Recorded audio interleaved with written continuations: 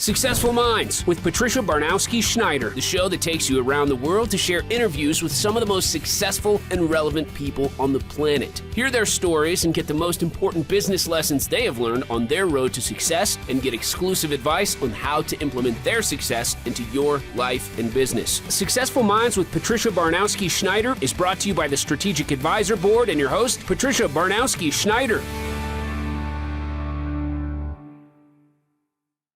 Hello and welcome back to Successful Minds. I'm your host, Patty Baronowski-Schneider.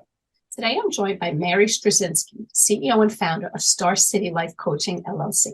So thank you for joining us, Mary, and tell us a little bit about yourself and your business. Well, thank you for having me. I am so excited to be here today. So originally, I've always known that I wanted to be a social worker. Started when I was 10 years old. I knew. And so I've been very goal-oriented, I would say. And I've done a lot in the field. I've been a licensed therapist for over 30 years. Wow. In different settings. But my most recent one is private practice. And my specialty is trauma. And so people in the community know me for that. And I tend to have a lot of people come to me for that. But over time, I started noticing that I had this large population of women who were coming to me for burnout, imposter syndrome. And this was about the time that COVID was, we were all in lockdown. Right. And these women were feeling as though they were alone. They tend to feel like they're the only ones who are experiencing this. And then COVID was just making it worse. They felt very isolated. It's hard to make friends. And as a therapist, and I understand why, there's a lot of boundary issues. And so I came up with the idea to start a community. And this voluntary community, people could come together. They could share their experiences if they wanted to. And, I wasn't breaking any boundaries that way, but people were getting to meet each other and talk about these issues. And then from there, it just was going so well. I loved being able to serve people in a different way. And that's when I made the decision to transition to coaching. And that's how Star City Life Coaching sort of came about. I'm from Virginia, and my town is the Star City of the South, therefore the name. I got proposed to, there actually is a star, and I got proposed there. And so the stars always had special meaning in my life as well. But yeah, and I love it. That's awesome. And it's nice because it's always been a big joke that since post-COVID, it seemed everybody under the sun became a coach of some sort. Yeah. And I'd say the majority of them are not licensed coaches or certified or, validated in any which way. And like I always say, just because you have, you can't go from saying I was receptionist at a dentist office and now I'm a life coach. It's like, how did that come about? But, that you have, your background, your experience, your skills, your certification and all that. And I'm not saying everybody has to be certified because it's the same with a college degree. I don't think you need a college degree to be smart, but, it just, it is helpful that you have that background and that experience and that training and whatnot. So good for you. And I think throughout our talk today, I think your listeners will see that there are some advantages to having that therapeutic background and how I still manage to kind of tie that into the coaching and why that can be so helpful. So, yeah. So now tell us what inspired you to combine your business experience with your clinical expertise to create the Leader of Your Life program. Well, my longest position in the field was actually at a human service agency. It was a national human service agency. I started with it when it was just a mom and pop. Okay. And over time, it grew and grew, and I grew with it and eventually became the executive director and was also a state director. And so, at the end of that career, I had spent a lot of time with budgets and, the bottom line and policy and things like that. But so I had the business background, the administrative background. And so when I thought about coaching, I thought, well, why not take that administrative background and combine it with my clinical skills and start my own business? I also had the experience in private practice as well, but, really a big part of it was in my private practice, more and more I was seeing how possibly trauma, not always, but how this was translating for women in their adult life and how they were just really suffering. And I was seeing a lot of patterns. And I just thought somebody needs to get out there and deliver the message a lot louder. That it's not just them, and there's tools that can help them. With coaching, I love it because I don't see them for a 15-minute session and then I don't get to see them again till next week. I get to serve them the way that I want to serve them. I get to touch base with them in between sessions. We really build a relationship, and I love that. And there's also a difference between healing, and the focus on the past versus focusing a bit more on the future. And I find that very exciting as well. But it really was about, I wanted more freedom to get the message out there that I wanted to send. Yeah. It's nice too, because I just had this conversation with someone else about business in general.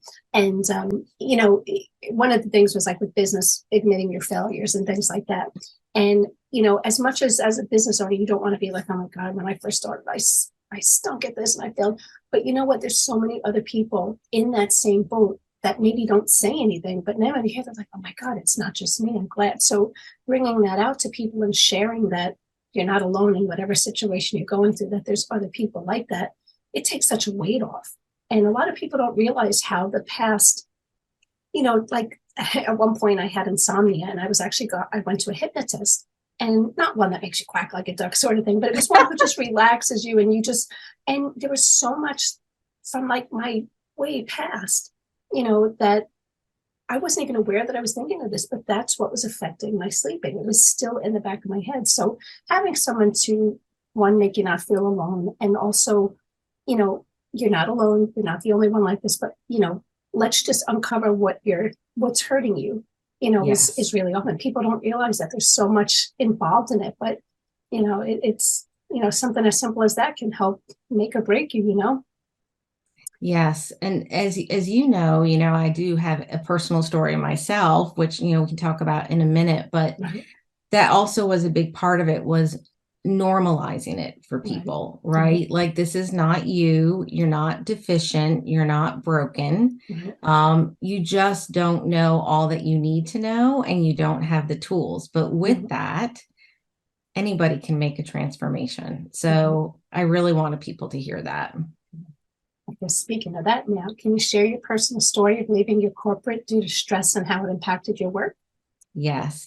So, I don't even know how many hours I was working. I stopped counting at some point. Like I said, I kept moving up in the company, which is great. I'm not going to say it wasn't. It was. But I woke up one weekend and had what I thought was something in my eye. And I didn't wear contacts or glasses. And I was like, well, what's going on here? It's never good when you call the doctor's office and they're like, we think you need to come in. And I'm kind of like, okay. What had happened was they thought I had multiple sclerosis, actually. And I will never forget that day, like sitting in the parking lot, calling my husband, hysterical, because I had 3 young girls at the time. And all I could think about was, I just need to be a mom to my 3 kids, And so after a lot of tests and months that went by, they ended up finding out that what it was I had an inflamed nerve in my brain. And that inflamed nerve was what was blocking my vision. And I was very fortunate because sometimes you can be colorblind after you've had this, and I didn't have that, and I regained all my vision, which was wonderful. And so they had said, sometimes this can happen with stress, and you would have thought that that would have been a wake-up call for me at that point in time, and it wasn't, unfortunately. And so I continue to have issues, off and on, sporadic, but I had frozen shoulder, I had mono twice, I had shingles, a blood disorder.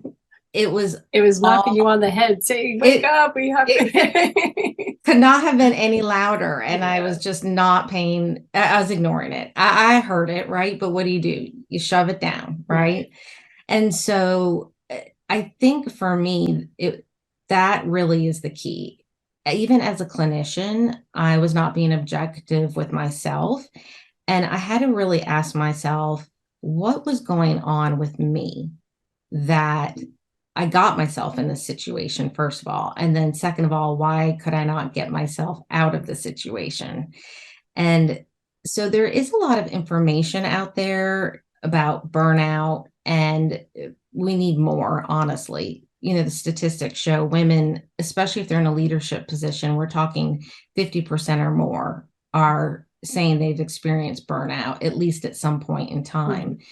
So it's a real issue. And I think COVID actually exacerbated it. But while I do think companies have a responsibility to their employees, and they have the control to provide education, communication, they can change systems to make things better.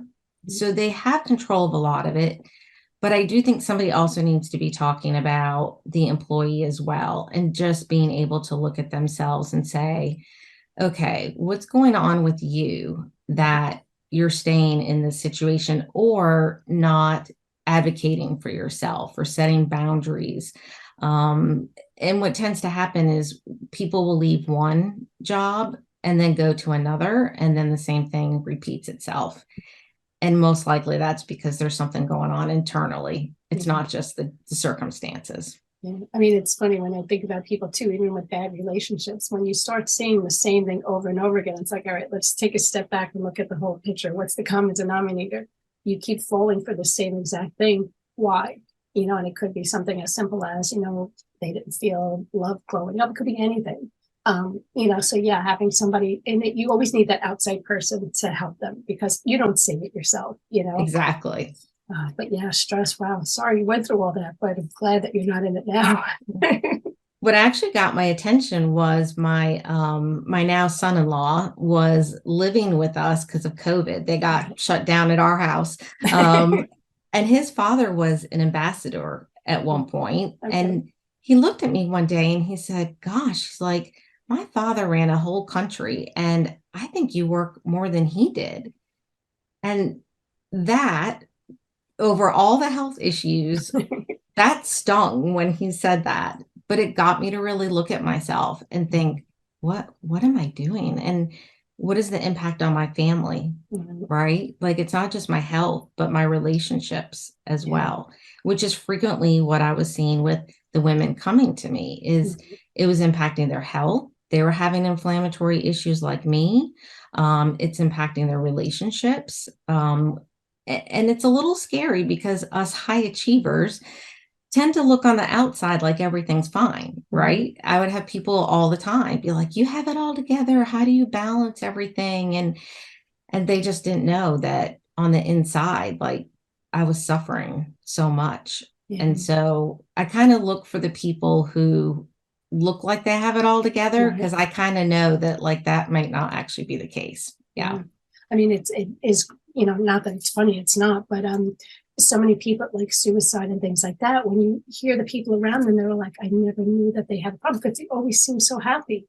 And that's why they always say, don't judge a book by its cover, but they always just say, like, smile to somebody, because you never know, like, what they're going through. And even as a kid growing up, you used to compare yourself to your friends and like, oh, they have such a great life. Oh, this or that. And then you do a sleepover and you're like, wow, it's not at all what I thought, and what goes on behind closed doors, you don't know. So, yeah. And I agree with you 100%. Women just put on a happy face and go through the motions because they're super women. It just is what it is. What you're sorry, men, but that's just the way it is. Yeah, no, it's so true. In fact, When I started my coaching business, I started public speaking. And one of the talks that I did was at a university. They had asked me to come and speak to their staff and their senior administration about self-care.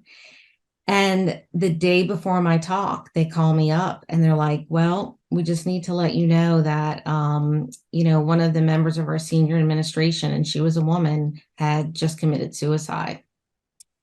And I thought, oh my gosh, I was like, do I do this talk? I mean, I just didn't know what to do. And I did, because I thought, no, you know what? They actually need to hear this self-care piece probably more now than ever. So yeah, and you never very know. serious. You could talk to 100 people and maybe it's that one person that just needed to hear it. You never know. And that's why I always tell people, just put it out there. If you don't get the response you wanted, you might not verbally get it, but you never know whose life you touch. So yes. And a lot of women who are feeling burnt out, they think the answer is, I just have to do more. I need to work harder. And that is not the answer. Yeah. It's just how society always teaches you, you're not enough. You're not enough. You have to do more. You have to be better. You have to compare yourself to XYZ. It's not that way, so getting people to help you understand that is, really important. Yes. Yeah. So now what brain science do you utilize in your coaching?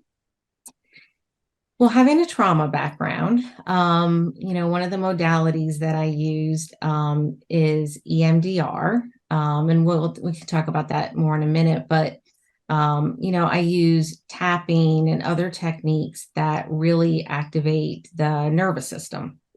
Because we found that, and I just find it so fascinating talking about this, but, they found that traumatic memories tend to get trapped in a whole different part of the nervous system. And a lot of people don't realize that there is a way that you can activate these memories so that you can actually process them and release them, so that you're no longer triggered by them. And they also don't realize the mind and our thoughts, right? And how much power they have over us. But mostly that every human being has a brain that is trying to keep them safe, right? 24/7, that's its job, is trying to keep you safe. And sometimes it does a great job when it needs to. But then we develop these coping mechanisms from that as we get to be adults in life, those coping mechanisms now are obstacles for us, and it's no longer serving us anymore. And there's so many people that don't know that. And I think being able to hear that, like, hey, your brain and your body is working the way it's supposed to. Again, you're not broken. That's not what it is. You just don't realize the mechanisms that are happening, but that there are tools out there so that you can maybe be more in control of your thoughts instead of your thoughts controlling you. But that, you have the amygdala, which is the emotional brain, and your, I call it problem solving brain, or your rational brain. And, really learning about what your body has done to protect you, but that now we might need to look at tweaking those processes. So, yeah. It's funny. Again, it's a long story. I'm not going to get into all of it now, but I was at one point a skydiving instructor, and I was in a skydive accident and free fall, was knocked unconscious, blah, blah, blah, the whole big thing. I have no memory of any of this. I was in the hospital for a month. To this day, I have no memory whatsoever, which is my brain's way of protecting me. The doctors at the time said they don't fully understand the brain's traumatic brain injury. They don't understand it to the extent of when will it get better, will it be 100%, whatever. But now, mind you, I fell in free fall about 5,000 feet.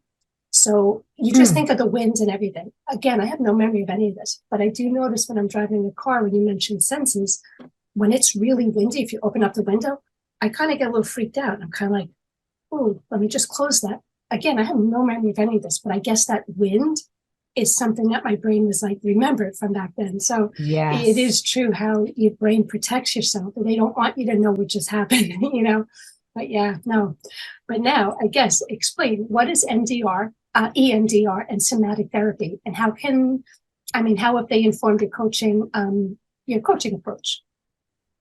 Yeah. So EMDR is, eye movement, rapid I can't speak, desensitization. There, I got the word out. There you go. But what it does is it actually can activate the memory and process it in the same way that you would process things. For example, if you're sleeping and you're in the REM stage of sleep.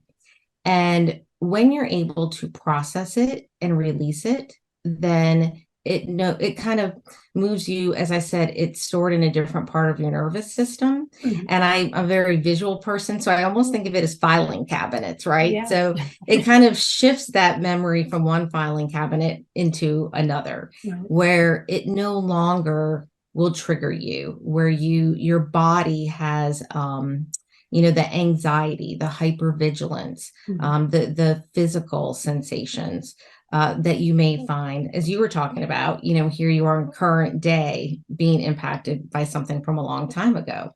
And so then if you can combine that with working with someone's mindset and their thought process, what I find is typically in coaching, there's a big focus on goal setting Mhm. and giving people tools, but then they get stuck. And why do they get stuck? Because the brain is trying to keep you safe, Mhm. and fear is going to come up as well. And sometimes what might be getting people stuck is something that has happened for them in their past. And so what I love is that as a coach, if I find that to be the case, Mhm. then I can say, okay, hold on, let's work on figuring out what the block is and maybe releasing that so that we can change the physical reaction to it as well as the mental and emotional reaction to it. Mhm. Then you're going to be able to use your tools and move forward. And I also find that it leads to more of a long lasting transformation for people because you've really changed their self-image and their paradigm, not just learned new skills and practiced it, but really made an internal change. Nice. Now, how is the brain science you utilize in your coaching helped women make changes in their thought patterns and behaviors? Well, I've definitely found some underlying themes in terms of working with women that have chronic stress and burnout, imposter syndrome. And typically what I find is that they're really dealing with perfectionism and procrastination and limiting beliefs. And one example I can give you is I work with this one woman and she just volunteered for everything. If it was something at her job, she volunteered to help. She volunteered for every activity for all of her children, volunteered for everything at church. I mean, and she came to me and she was having really some serious health issues. She knew it was from stress and overwhelm. And so I was working with her and she was getting stuck. And so by working with some somatic techniques and EMDR, what we found was that she was discussing her mother, and her mother was someone who she lived with depression her whole life. She ended up developing agoraphobia where she wouldn't leave the house. And so she grew up with a mom who pretty much was always on the couch. She was very close to her father and felt like this put a lot of stress on him. But what we ended up connecting was that she learned that resting was bad, that being at home in her mind was a negative. And I said to her one day, I said, do you think that your unconscious thoughts are maybe saying to you, if you don't do this, if you don't say yes and you don't volunteer, that you're going to be like your mom? And she was like, oh my gosh, like, yes, that's what it is. So once we could uncover that and really shift that belief for her, she was really able to have success. And a lot of people don't realize that, 95% of our actions are driven by those unconscious thoughts. And so being able to identify what those thoughts are saying to us and how it's impacting our actions, I really think makes a big difference in transformation for people. Nice.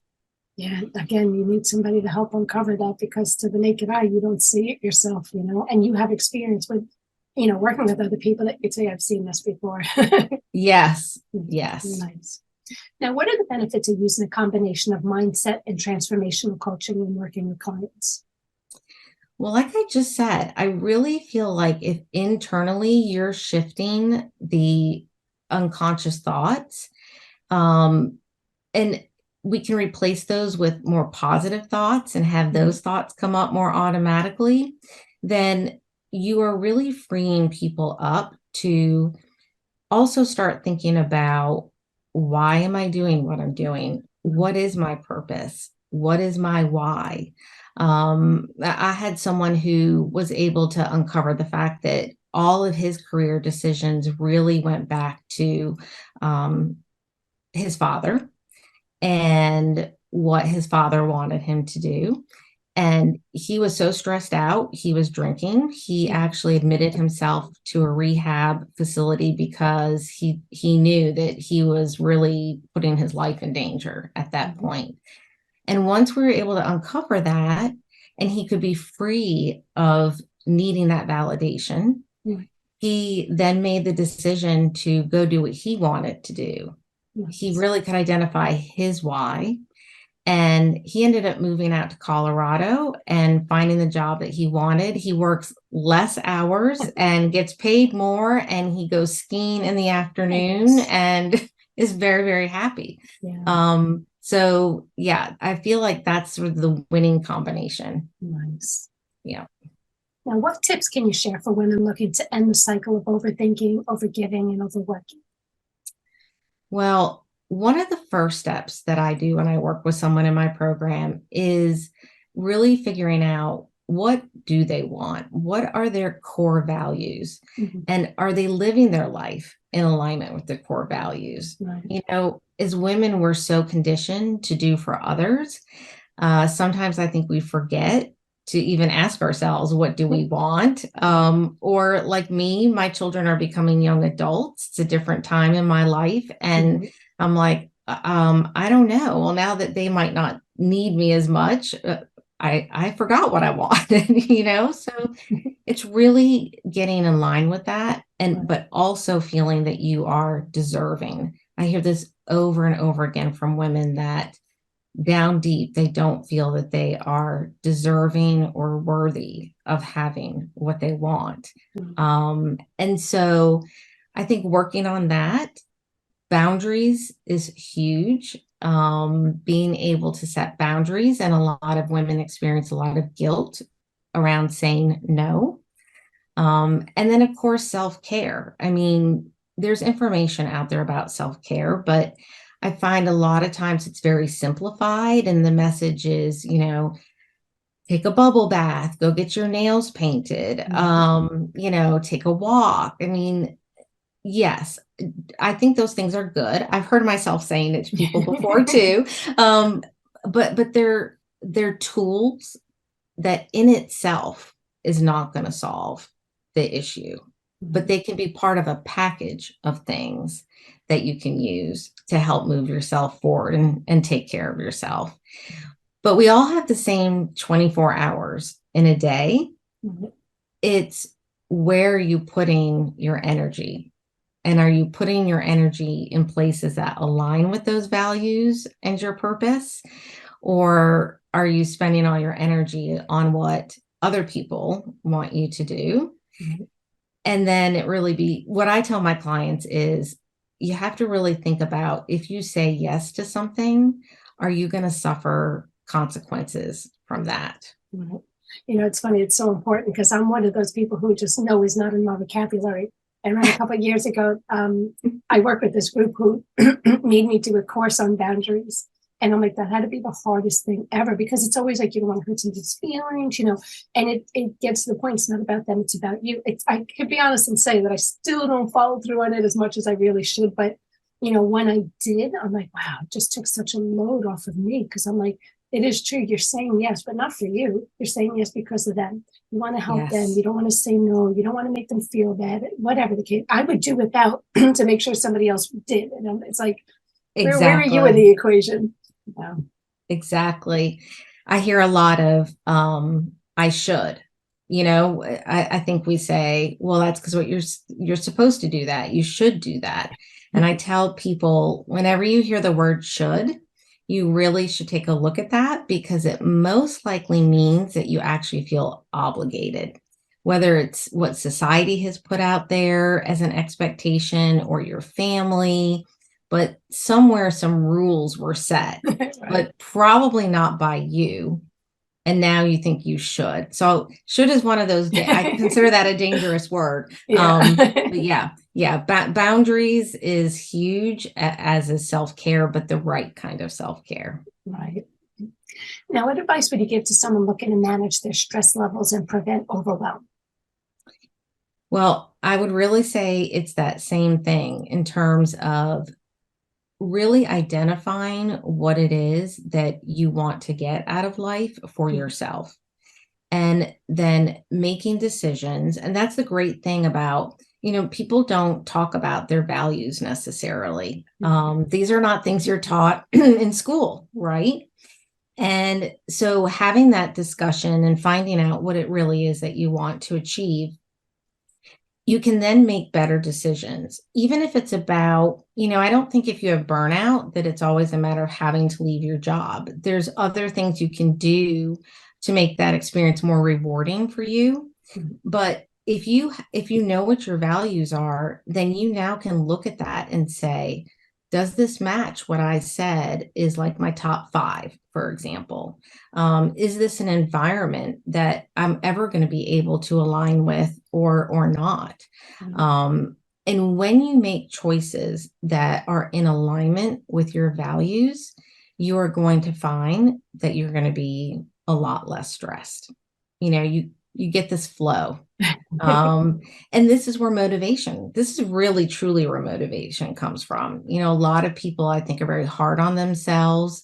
And this is why they think, if I'm burnt out or stressed, I'm doing something wrong and I need to do more, because our self-worth is tied to this productivity, right?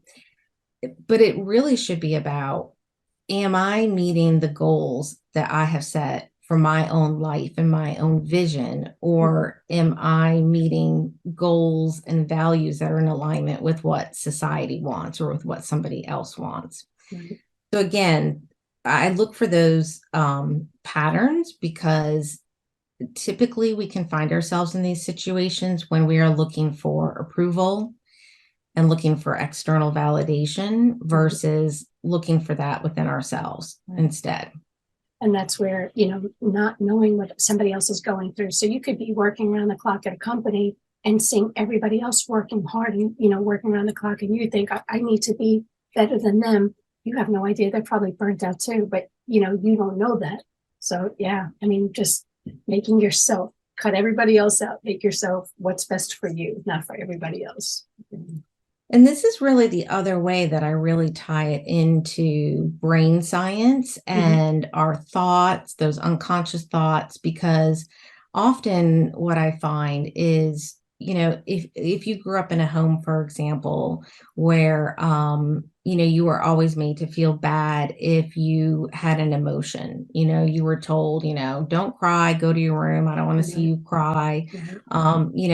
Your brain's going to tell you that the way to stay safe from that is to shut down and not communicate your feelings. And so what happens as we move into adulthood is often, we still have these same patterns of, I can't express myself. I can't say how I really feel.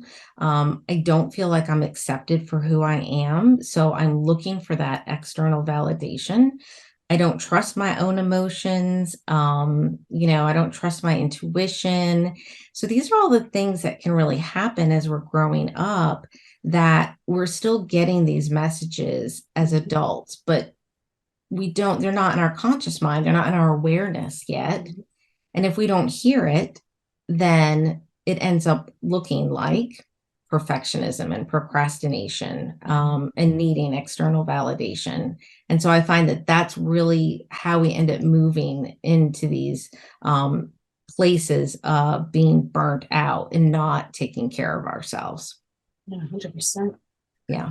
And what are your top strategies for helping women create healthier relationships with themselves and others? Oh, gosh, this is such an important one because, if you've experienced this, and I feel like everyone to some extent has something from growing up that, they're still battling with. Mhm.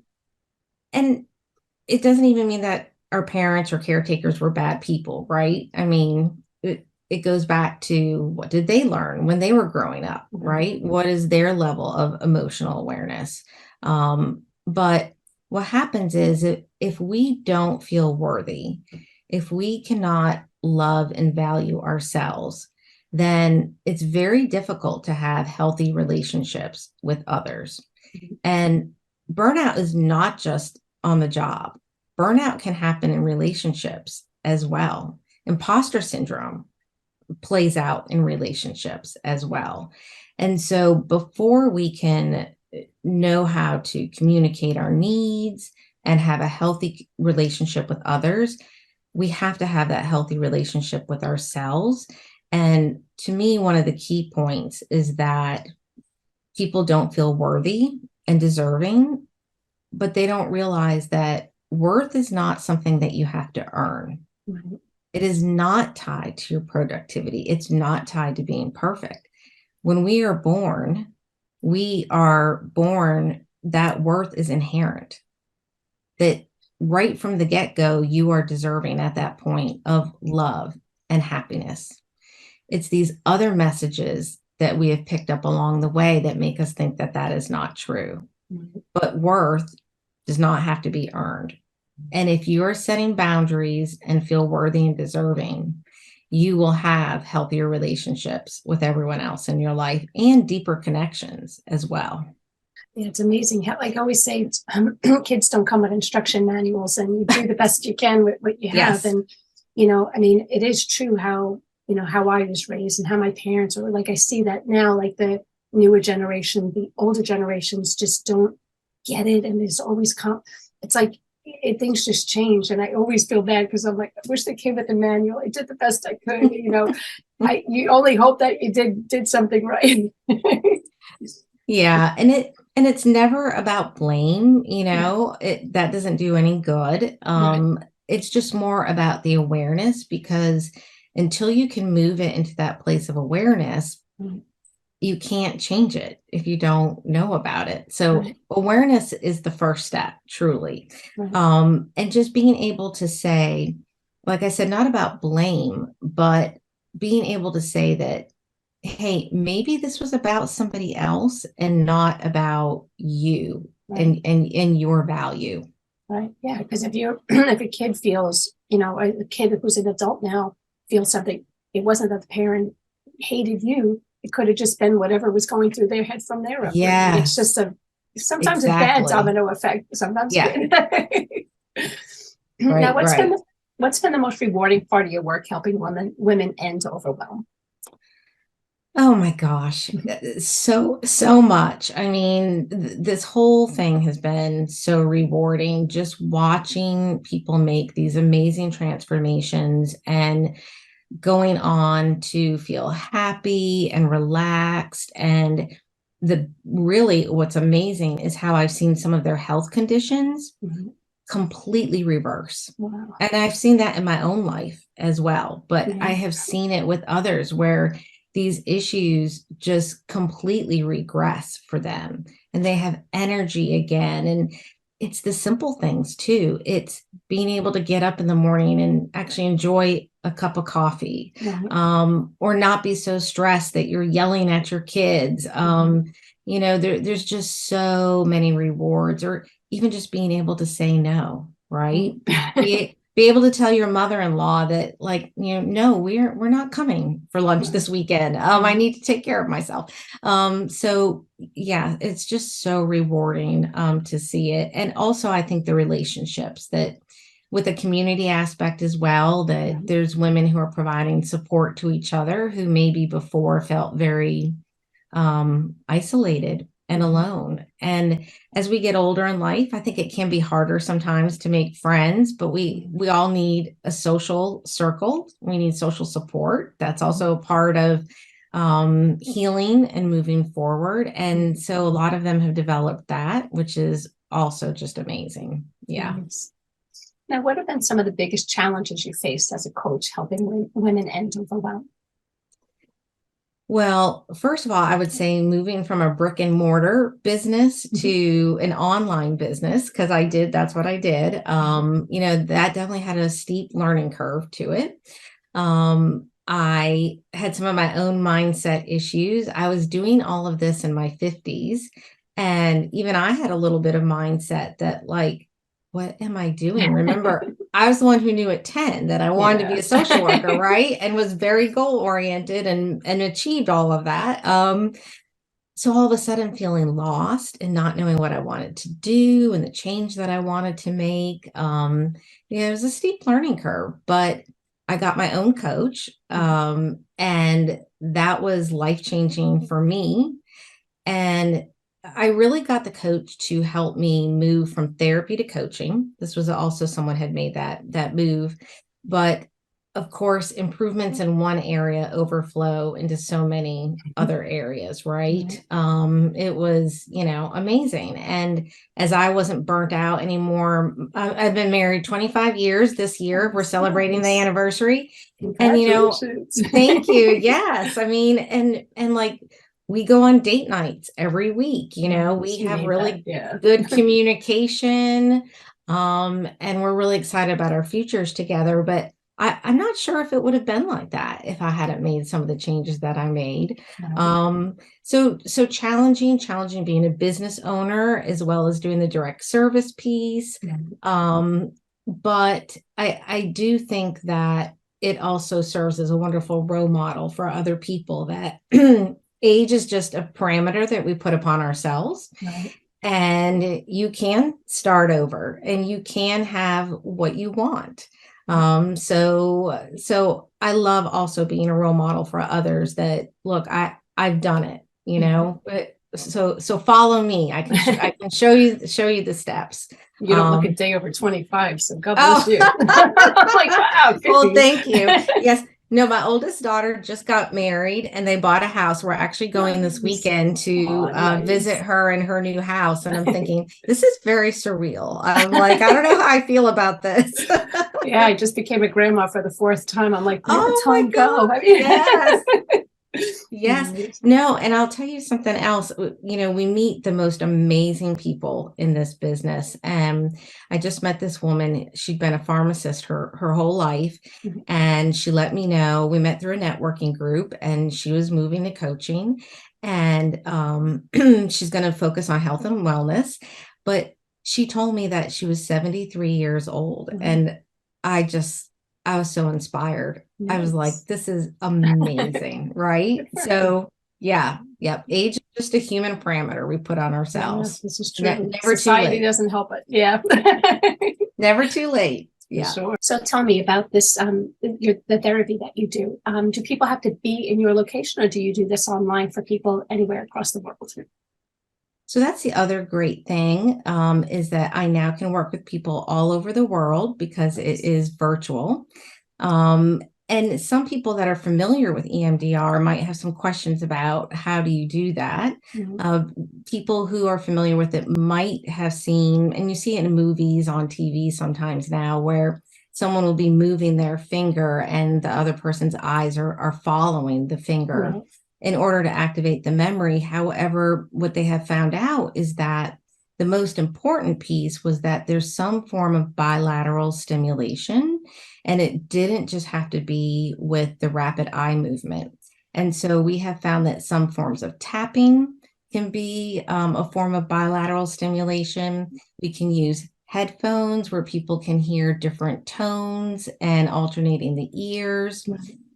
We can have a ball that moves across the screen that people can follow. But I've actually found for my clients, one of the most comforting, I think, ones that for them is even just literally being able to almost kind of hug yourself and just kind of alternate your tapping. So it's wonderful because I get to work with a lot of people now who maybe wouldn't go into an office for something like that. And now they don't have to. They can actually be in the comfort of their own home. That's awesome. I know nowadays with the therapy, a lot of people, it's easier for them because especially like I know somebody just had a baby. It's like, oh, I got to get a babysitter. I got to travel. Now it's no. Help you take the baby for a minute. I just need to go in there for 45 minutes. And it's great, So I think that's awesome. And it's good so that people know across the whole US, she's your go-to person. Awesome. Yep. I've met with people in their cars before. So awesome. If they've got a cell phone, they're good. We can make it work. Awesome.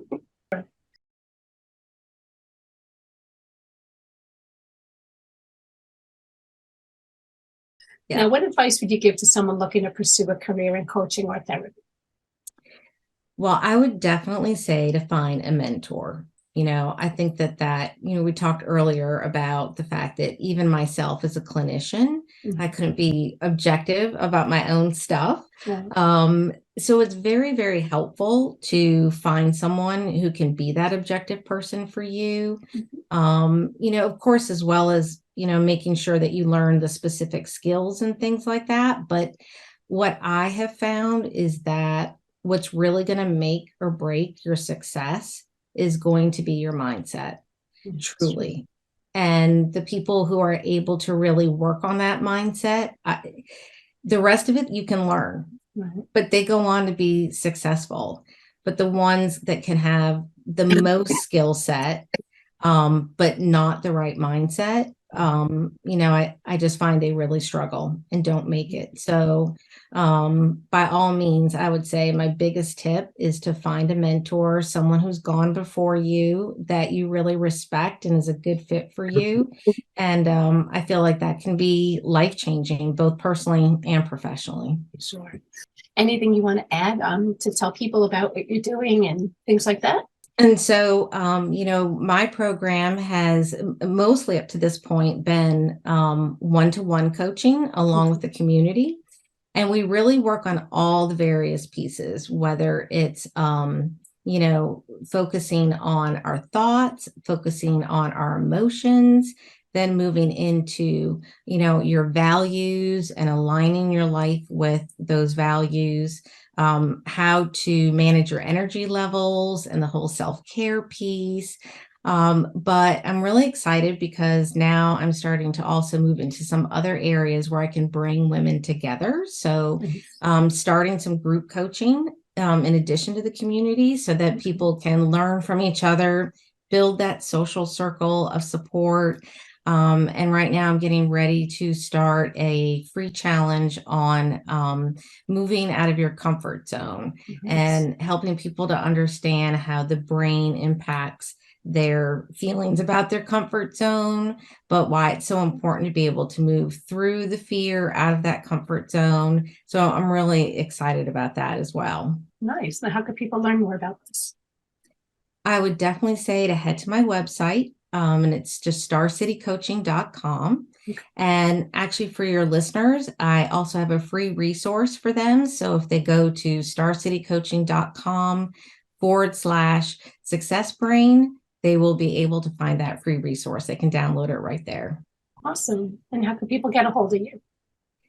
They can email me at marys@starcitycoaching.com. And I love to hear from people. I love to hear what they're dealing with, what questions they have. So yes, please get in touch with me. I'd love to get to know you. Nice.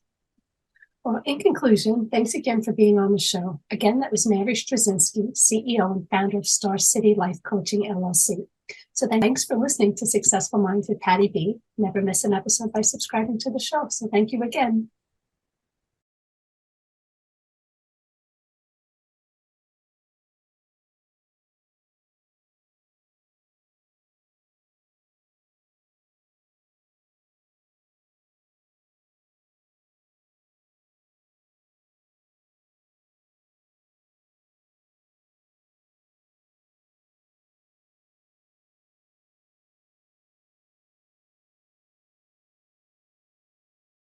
Thank you for listening to Successful Minds with your host, Patricia Baronowski-Schneider. Please leave your feedback and visit strategicadvisorboard.com to get the latest and greatest business advisement on the planet. Follow us on social media for updates, and we'll see you on the next episode.